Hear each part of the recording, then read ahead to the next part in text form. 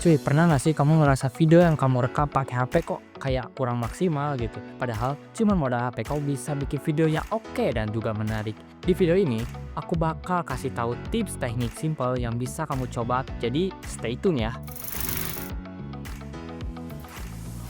Tipe shoot adalah cara kamu mengambil gambar untuk menyampaikan cerita atau emosi tertentu. Dan dari banyaknya pilihan, di sini aku pilihin 5 yang paling stand out dan bikin video kamu terasa beda. Pertama, ada close up yang fokus pada wajah atau detail-detail kecil pada subjek, seperti mata ataupun wajah. Ini sangat efektif untuk menunjukkan emosi, misalnya senyum bahagia. Kalian cukup dekati saja kamera kalian ke subjek agar detailnya itu bisa jelas. Lalu, extreme close up, tipe shoot yang lebih dekat lagi. Ini menampilkan bagian super kecil seperti bagian mata aja ataupun mulut yang memberikan kesan dramatis untuk intensitas emosi. Contohnya, mata yang berkaca-kaca saat bersedih. Kalian boleh menggunakan zoom digital, tapi hati-hati agar gambarnya itu gak pecah.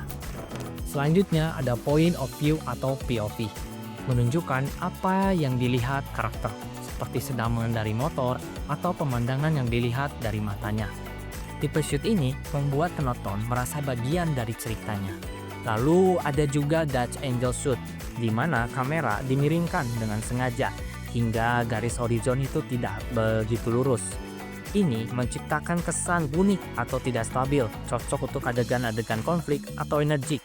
Contohnya kayak orang-orang yang lagi ngedance, nyiptain gerakan yang dinamis.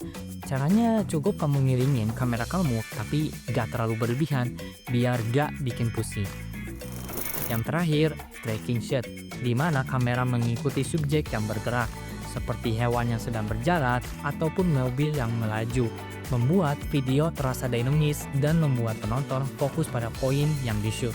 Cara shoot pakai HP-nya, kalian coba buat jalan pelan-pelan sambil pegang dengan kedua tangan kamera HP kalian, atau kalian bisa gunakan tripod biar gerakannya tuh bisa smooth. View angle atau sudut pandang kamera sangat mempengaruhi cara penonton melihat subjek, dan aku pilihin 3 terbaik yang paling sering dipakai. Yang pertama, eye level, di mana angle kamera setinggi mata subjek yang memberikan hasil yang natural dan mudah nyambung untuk penonton. Ini cocok untuk dialog atau adegan-adegan yang biasa. Nah, cuman pakai HP doang, kalian bisa pegang kamera setinggi mata subjek agar terlihat natural. Yang kedua, low angle, di mana posisi kamera berada di bawah subjek dan mengarah ke atas, yang membuat subjek tampak lebih besar, kuat ataupun dominan. Misalnya merekam orang yang sedang bertarung ataupun latihan, yang membuat subjek terlihat kuat ataupun mendominasi. Caranya, kalian boleh jongkok atau letakkan kamera sedikit menyentuh bagian lantai, lalu arahkan kamera ke bagian atas. Dan yang ketiga, high angle, di mana posisi kamera berada di atas subjek dan mengarah ke bawah, yang membuat subjek terlihat kecil, lemah, ataupun tertekan. Contohnya seperti merekam orang yang sedang duduk di lantai dengan posisi angle kamera dari atas subjek. Teknik movement adalah teknik yang akan menambahkan dinamika ke videomu. Dan aku akan jelaskan poin ini dengan penjelasan yang cukup singkat aja, terus sama tips pakai HP agar hasilnya bisa maksimal. Panning adalah menggerakkan kamera secara horizontal, misalnya dari kiri ke kanan ataupun sebaliknya. Teknik ini berguna untuk mengikuti subjek atau menunjukkan pemandangan yang luas. Tipsnya sih kalian bisa coba gunain tripod ataupun stabilizer agar hasilnya itu bisa halus. Dan untuk gerakannya, kalian pelan-pelan aja supaya penonton juga bisa menikmati videonya. Tilt-in adalah menggerakkan kamera secara vertikal, antara naik atau juga turun. Teknik ini biasanya digunakan untuk menunjukkan tinggi ataupun kedalaman, misalnya dari atas gedung lalu turun bagian bawah. Tips tekniknya, kalian bisa pegang HP kalian dengan stabil, dengan kedua tangan, dengan gerakan perlahan agar tidak terlalu goyang-goyang. Zoom in, zoom out, yaitu teknik memperbesar atau membuat kecil gambar untuk fokus pada detail ataupun memberikan konteks yang luas ataupun juga sempit. Tipsnya, kalian jangan terlalu banyak gunain zoom digital yang ada di aplikasi kamera kalian. Karena sudah pasti kualitasnya juga pasti bakal menurun. Lebih baiknya sih kalian bisa dekati subjek ataupun objek kalau memungkinkan sih. Dolly yaitu teknik movement kamera maju ataupun mundur untuk mendapatkan efek mendekati ataupun menjauhi subjek yang menciptakan kedalaman dan juga fokus. Salah satu contohnya, posisi kamera yang mendekati wajah seseorang. Pakai HP gimana caranya?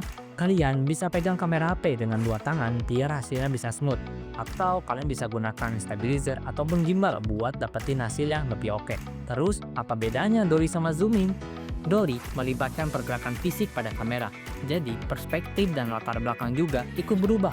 Simpelnya, objek yang dari depan itu terlihat lebih besar, lalu bagian belakang juga akan mengecil, yang bikin videonya itu terasa lebih sinematik dan juga hidup. Nah, kalau zooming itu cuma mengatur lensa pada kamera. Di HP sih biasanya zooming itu secara digital ya. Nah, bedanya di sini zooming itu si subjek akan kelihatan lebih dekat ataupun jauh, tapi latar belakang pada subjek tersebut enggak akan berubah perspektifnya. Zooming juga sudah pasti akan mempengaruhi kualitas gambar yang menurun kalau zoomnya itu kejauhan. Yang terakhir, hand movement, yaitu menggerakkan kamera yang dipegang dengan tangan yang menciptakan kesan ketidakstabilan. Sering digunakan untuk menggambarkan ketegangan ataupun keadaan yang mendesak. Tekniknya sih cukup simpel. Kalian cuma pegang HP kalian dengan kedua tangan, terus gerakan secara perlahan. Dan kalian bisa coba dengan melenturkan lutut sedikit agar stabil dan bikin hasilnya itu gak gempa. Nah, jadi itu tadi tips teknik pengambilan gambar, V-Angel, dan gerakan video yang bisa kamu coba cuma pakai HP doang. Kamu bisa praktekin sendiri, eksperimen, dan lihat deh bedanya di hasil video kamu sama video kamu yang sebelumnya. Oh iya, di minggu depan nanti kita bakal bahas gimana white balance bisa memengaruhi video kamu. Ini penting banget sih, rugi kalau nggak tahu. Jangan lupa like, subscribe, dan aktifin notifikasinya biar gak ketinggalan. Sampai jumpa. Bye-bye.